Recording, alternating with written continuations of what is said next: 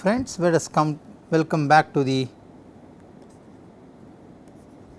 lecture 9 in module 4, where we are continuing the design of SHM leading to alert monitoring system for TLP. This is lecture 4. So, series what we are continuing. In the last lecture we said that the data acquired from wired and wireless both need to be checked for their reliability. So, now the problem is a reliability formulation. So, one can use statistical tools to check or to assess the data. Now, statistics of the acquired time history. What are the acquired time history? We have responses in surge, heave and pitch, which has been taken from two cases, wired and wireless. In fact, even wireless we have two, SHM design 1 and design 2. Okay. So, these are the acquired time history responses.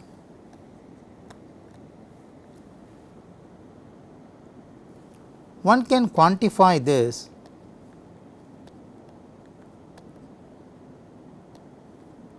by their probability distribution.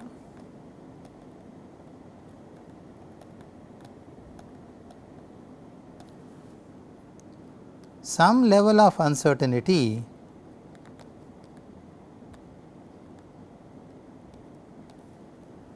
in estimating the type of distribution and exact shape for comparison will exist.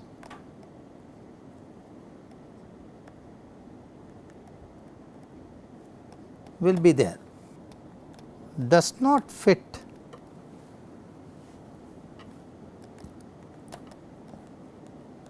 with that of the acquired data, then the reliability estimates can become inaccurate. Okay. Therefore, best of fit is required to be established.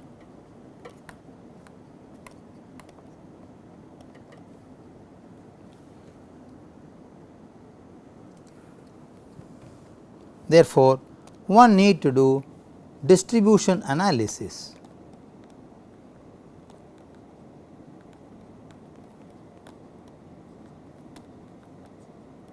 And then the probability plots for comparing the distribution. The goodness of fit tests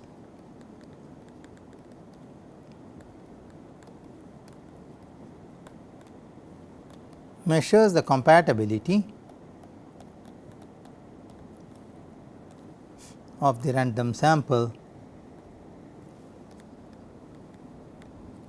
with that of probability distribution function. Okay. One can also do chi-square test. The chi-square test statistics is defined like this. Chi-square is explained as I equals 1 to k OI minus EI square by EI, where OI is the observed frequency for ith bin and EI is the corresponding expected frequency.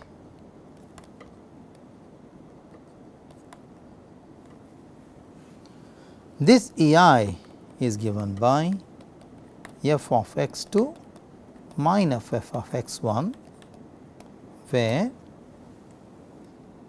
f is the cumulative distribution function of the probability distribution, which is being tested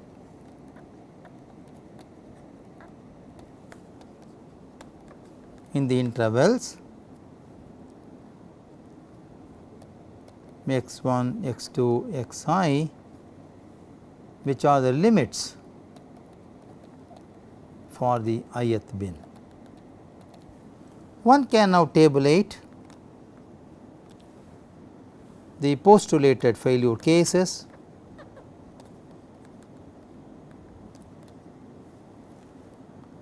in different degrees of freedom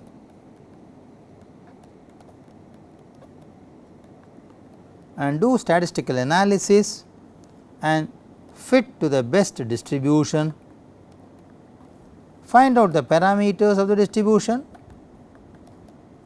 and check the probability of exceedance. Okay, that is the idea we have done. So, now this has been done for different case of failure 1, 2, 3, 4, 5, which we discussed in the last lecture. Just for your recollection, if this is my plan of the TLP and this is my elevation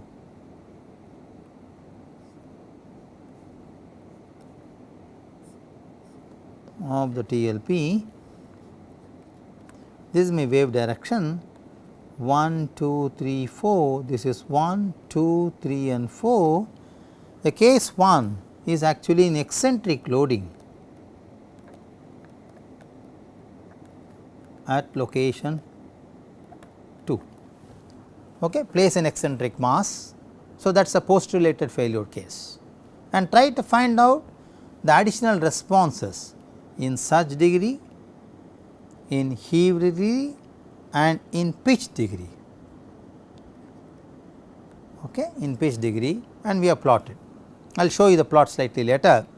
So, now different distributions are tried, different parameters for the distributions are also estimated from the time history data, and the probability of exceedance has been plotted for different case of failure 1, 2, 3, 4 and 5.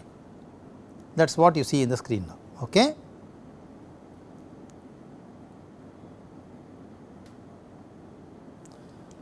The power spectral density plots are also done.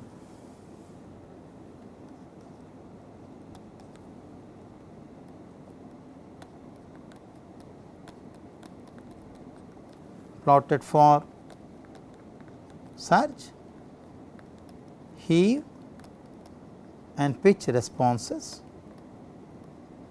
for all postulated failure cases.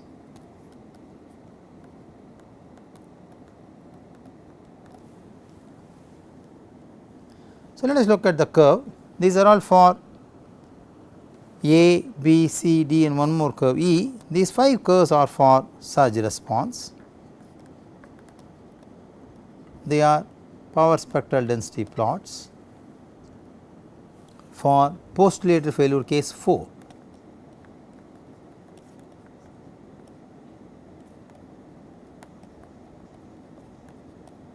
Okay, even including this also. Now, by comparing these responses, surge response,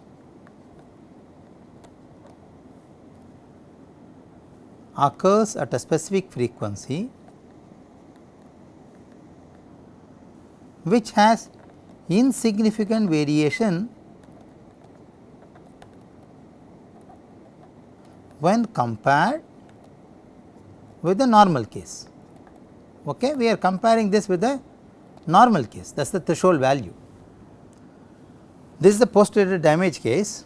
We will compare this data with the normal case, and there is no significant variation between the frequency at which the peak has occurred. okay, this frequency.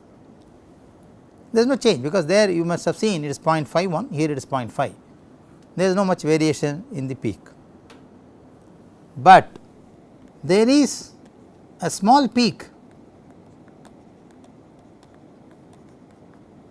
seen at about 0.5 hertz,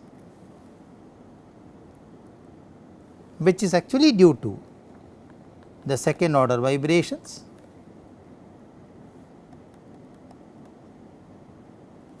caused by the failure of the tether. That is leg 4. So, friends, when there is a postulated damage, the identifier in this case is the frequency at lower value, which was not seen in the normal case, can be used as an identifier.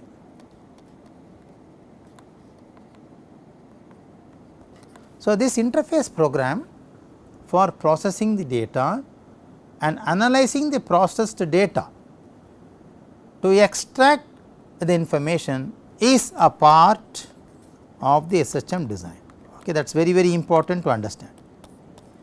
SHM design will be successful only when you are able to find out which data is to be extracted. So, what data is to be need to be extracted, what we call feature extraction.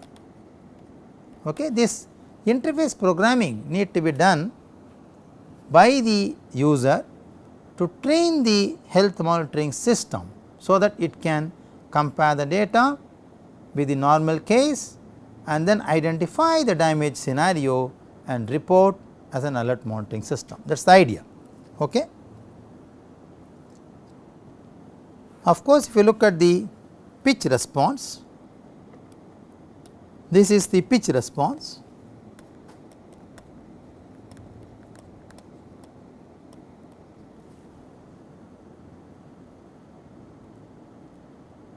For failure case 3.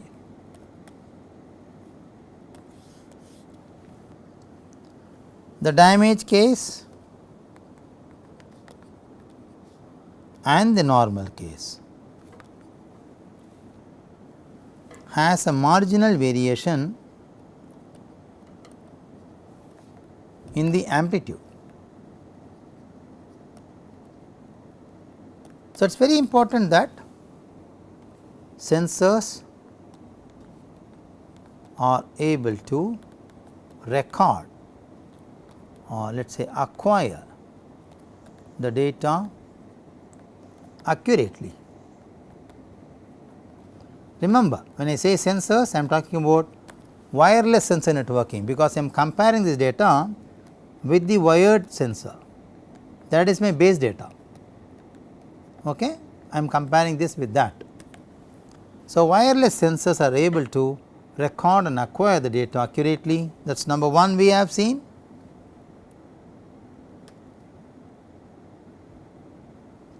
Secondly, the additional small peaks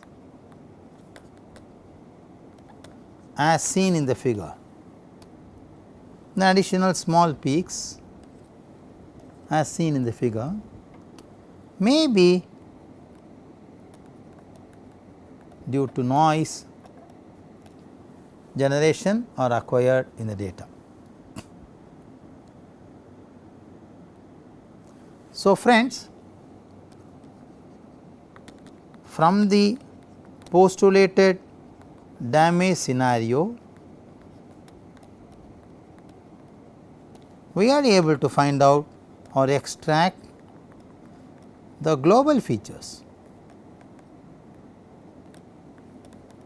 No localization in time domain, maybe that is the demerit in this case. To do this, one need to understand